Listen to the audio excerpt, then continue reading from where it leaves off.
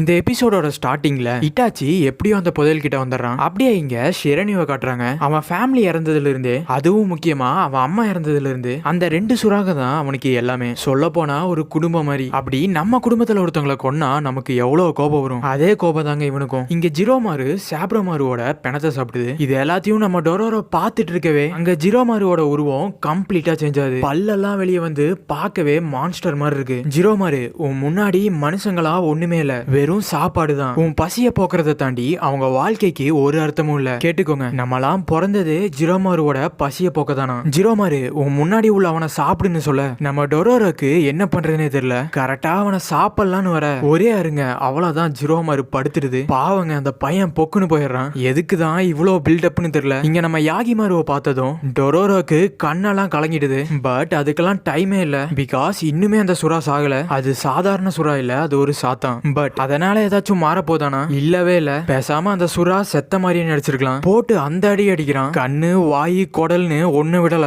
மார்க்கெட்ல மீனை வெட்டுற மாதிரி வெட்டி தள்ள. எனக்கு அந்த சுறாவை பார்த்து கூட ஒண்ணும் தோணல. பட் அந்த பையனை பார்த்தாதான் பாவமா இருக்கு. ஜிரோமாரு, உனக்கு ஒண்ணு ஆலியன்னு சொல்லி கிட்ட வர வால்லையே ஒரு அடி தெரிச்சு போய் விழறான். சோ அப்படியே சண்டை பயங்கரமா போயிட்டு இருக்க ஒரு வழியா யாகிமாரு அந்த டீமனை போட்டு தள்ளிடுறான். யாகிமாருவை பார்த்த சந்தோஷத்துல டொரோரோ ஓடி வரான். அப்ப நம்ம யாகிமாரு அவன் கண்ணத்தை கிள்ளவும் யோ யோ யோ என்னையா பண்றேன்னு டொரோரோக்கு வெக்க வந்துருது. அவன் கண்ணெல்லாம் கலங்கிட. யோ, நீ கொஞ்ச நாள் இல்லாதனால நான் எவ்வளவு கஷ்டப்பட்ட தெரியுமா? அப்ப நம்ம யாகிமாரு, நான் உனக்காக தான் வந்தேன்னு சொல்ல டொரோரோ அப்படியே கட்டி பிடிச்சு அலறான். அப்ப சடனா நம்ம யாகிமாருக்கு வித்தியாசமா ஏதோ ஆக அவனுக்கு அவன் கால் வந்து திரும்ப கிடைக்குது. அதே சமயம் இங்க நம்ம இட்டாச்சி அந்த புதையல் இருக்க குகைய கண்டுபிடிச்சிடறான். ஆஹா, நம்ம பணக்காரனாக போறேன்னு அங்க உள்ள ரெண்டு பேர் உள்ள போக சடனா அவங்க வெடிச்சு பீஸ் பீஸ் ஆயிடுறாங்க. என்னன்னு பார்த்தா அங்க ஏகப்பட்ட ட்ராப்ஸ். இட்டாச்சிக்கு ஒன்னும் புரியல. இது போதாதுன்னு தூரத்துல ஏகப்பட்ட போர்க்கப்பல் நம்ம யாகிமாருவை போட்டு தள்ள ஒரு பெரிய படையே வந்துட்டு இருக்கு. அப்புறம் இந்த தீவுல கொள்ளக்காரங்களோட அறிகுறி தெரிய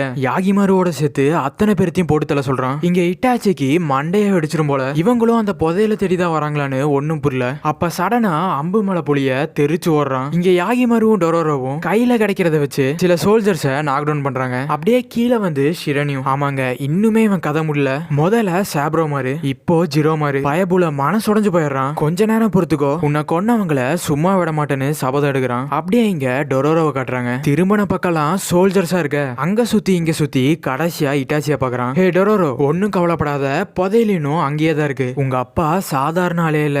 எங்க பார்த்தாலும் டிராப்ஸ். லைட்டா அசந்தா போதும் பீஸ் பீஸ் ஆயிடுவோம். கொஞ்சம் டைம் கிடைச்சா ஏதாச்சும் பண்ணலான்னு சொல்ல யோ யோ யோ, அதுக்கெல்லாம் இப்ப டைமே இல்ல. புதையல் முக்கியமா இல்ல உன் உயிர் முக்கியமா? அதுல என்ன சந்தேகம், புதையல் தான். இங்க டொரோரோக்கும் இட்டாச்சிக்கும் முட்டிக்குது. அப்ப நம்ம யாகிமாரு ஒரு ஐடியா சொல்றான். பூம் பூம் அப்படிங்கிறான். இவன் என்ன சொல்ல வரான்னு நம்ம இட்டாச்சிக்கு புரிஞ்சிடுது. அந்த டிராப்ஸ்களை உள்ள வெடிமருந்துகளை வச்சு பாம்ஸ்களை செஞ்சு இங்க உள்ள சோல்ஜர்ஸ ஓட விடுறதுதான் பிளான். அதே மாதிரி வெடி வெடிக்க நிலச்சரிவினால சோல்ஜர்ஸ் எல்லாம் பின்வாங்குறாங்க. சோ இதான் கரெக்டான சான்ஸ்னு எல்லாரும் தப்பிக்கலான்னு போக தூரத்துல மிட்சு அம்புகளை விட்டு ஒவ்வொருத்தனா கொள்றா. அப்படியே மேல பார்த்தா யூகோ, கொஞ்சம் முன்னாடி டேகோமாருவும் ஒரு பெரிய படையும் இருக்கு. அவ்வளவுதான், வசமா மாட்டிட்டாங்க. யாகிமாருவை பார்த்ததும் டேகோமாருக்கு அவ்வளவு கோபம். பட் அதை விட டேகோமாருவை பார்த்ததுல யாகிமாரு வெறியாயிடுறான். சோ பார்க்கவே பயமா இருக்கு. அப்பன்னு கரெக்டா யூகோ குதிக்க தரையெல்லாம் பொழக்குது. அது போதாதுன்னு தூரத்துல மிச்சுவும் அம்புகளை ஏறா. சாதாரணமா யாகிமாரு இவங்களை ஈஸி அடிச்சிருவான். பட் இப்போ பிரச்சனையே இந்த அம்புக தான். அதையும் தடுக்கணும், இவங்களையும் பாத்துக்கணும். 1 vs 3. இங்க சண்டை பயங்கரமா போயிட்டு இருக்க. இந்த கேப்பை யூஸ் பண்ணி டொரோரோவை தூக்கிட்டு இட்டாச்சி தப்பிச்சிடறான். இங்க டேகோமாருவும் யூகோவும் ஆடி போயிடுறாங்க. ஒருத்தனை கொல்ல இன்னும் எத்தனை பேர் தான் வேணும்? ஒரு கண்ணு தெரியாதவனுக்கு இவ்வளோ பவரா? இங்க யாகிமாருக்கு ஒரே கேள்விதான், ஏன் என்ன கொல்லணும்? இப்படி என்ன நான் பாவம் பண்ணிட்டேன்? அப்போ மிச்சு ஒன்னு சொல்லுவா, யாகிமாரு, நீ பிறந்ததே ஒரு பாவம் தான். நீ பிறந்த அப்பவே இறந்திருக்கணும். யாகிமாரு பிறந்து அவனுக்கு சொந்தமான உறுப்புகளை கொடுத்துட்டு அவனும் இறந்திருக்கணுமா? கேட்கவே கடுப்பா இருக்குல்ல. அப்ப ஒரு அம்பு விட யாகிமாரு ஒரு மரத்து பின்னாடி மறையறான். பட் அது உளுத்து போன மரம் போல மரத்தை தாண்டி முதுகுல ஏத்திடுது. பேசாம கத்தியாலேயே தடுத்திருக்கலாம். இட்டாச்சியும் டொரோரோவும் தப்பிச்சிடுவாங்கன்னு பார்த்தா வசமா மாட்டிக்கிறாங்க. இட்டாச்சிக்கோ செமாடி. டொரோரோக்கு என்ன பண்றதுன்னு தெரியல. அப்ப அங்க வரிசையா நிறைய சிலைக இருக்கு. தெரியாதனமா அதுல ஒண்ணு தள்ளி விட அது ஒரு செயின் ரியாக்ஷன் மாதிரி ஆகி அங்க உள்ள சோல்ஜர்ஸ அடிச்சு தூக்குது. இங்க யாகிமாருக்கு முதுகுல அடிபடவும் கொஞ்சம் வீக் ஆயிடுறான். இந்த சான்ஸை யூஸ் பண்ணி அவன் கத்தியில ஒண்ண உடைச்சிடுறாங்க. அப்படியே அவன் இன்னொரு கத்தியும் உடைக்கலான்னு பார்க்க ஒரே உத யூகோ தெரிச்சு போய் விழறான். இப்போ ஜஸ்ட் ஒரே ஒரு கத்தி தான் இருக்கு. டேகோமாருக்கும் யாகிமாருக்கும் அனல் பறக்க ஈக்குவலா சண்டை போயிட்டு இருக்கு. இங்க இட்டாச்சியோ சாக போற சமயம் இவன் கடைசி ஆசை எப்படியாச்சும் சாகறதுக்குள்ள அந்த புதையல கண்ணியா எப்படியாச்சும் பாத்துறணும். யோ நீ அடங்கவே மாட்டியா, சரி காட்டி தொலைறேன்னு டொரோரோ அவனை முதுகுல தூக்கிட்டு போறான். அப்ப சடனா ஒரு சிரிப்பு சத்தம். என்னடான்னு பார்த்தா நீங்களும் சாப்ரோமாரு ஜிரோமாரு மாதிரியே சாக போறீங்க. அட நீ இன்னும் சாகலையாங்கும் போது